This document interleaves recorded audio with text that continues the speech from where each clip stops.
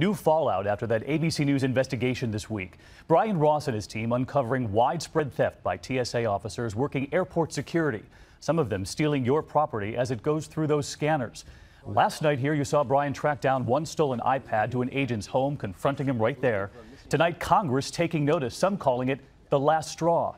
And in just 24 hours, we've heard from thousands of viewers sending us messages on Facebook and online, outraged, some saying it's happening to them. Here are just a couple of their voices. I think for sure that the TSA employees have been involved in removing personal items from my bag. Took my shoes off, went through the machine, bent over, put my shoes on, turned around, grabbed my cash wallet, cell phone was missing. And so we turn once again to our chief investigative correspondent, Brian Ross. And today, Brian, you got Capitol Hill's attention. Indeed, David, with the chairman of the House Transportation Committee, John Mica of Florida, calling for a total reform and sweeping changes in the management of TSA. And the Inspector General at Homeland Security saying the case we uncovered has now been referred to federal authorities for criminal prosecution. While members of Congress are calling for a complete overhaul of TSA, hundreds of airline passengers are also reacting.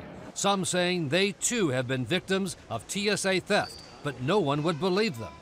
Airline and TSA have been zero help, wrote a woman on Facebook, who said her laptop went missing after TSA went through her checked luggage at JFK.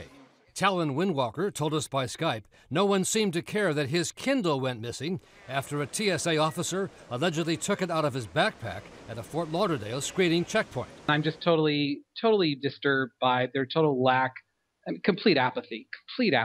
Dallas businessman Dirk Wenzloff says he also got the cold shoulder from TSA after his iPad disappeared from his checked luggage. Gone.